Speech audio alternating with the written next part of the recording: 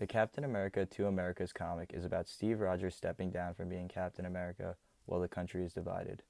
Bucky, aka the Winter Soldier, takes over as Captain America, and his first task is to stop a fake Captain America from destroying the country. Unhappy with the economic problems in the Middle West, William Burnside decided to take matters into his own hands. He got plastic surgery and changed his name to be just like his childhood hero, Captain America.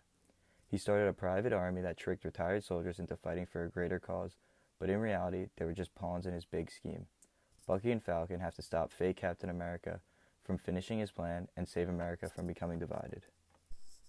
When Steve Rogers decided to step down from being Captain America, he offers the role to Bucky, but he denies it.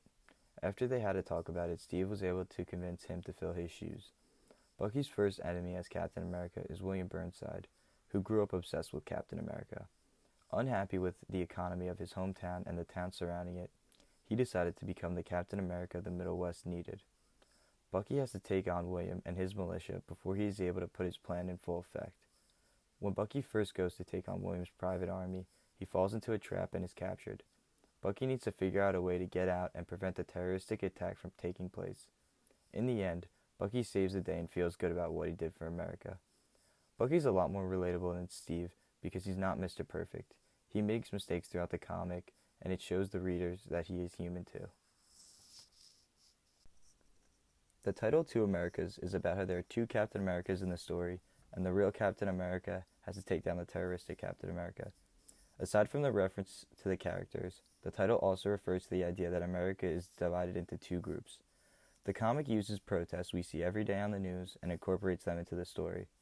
The divide of America boils down to politics, which is where the fake Captain America goes to make his stand. He tries to be the leader desperate people can turn to and give them hope.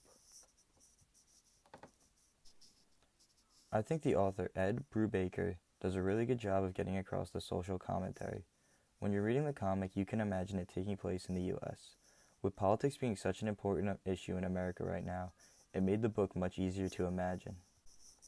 Throughout the book, there is a very dark undertone, and this is especially noticeable when the panels focus on the fake Captain America. The dark tone alludes to the fake Captain America's bad intentions. When the panels focus on the real Captain America, the colors start to get lighter, but they're never bright.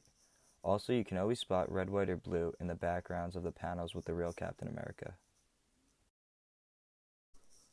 On a majority of the pages, there is one panel that goes across the edges of other panels. The author does this throughout the comic, and the panel is always a close-up on a character.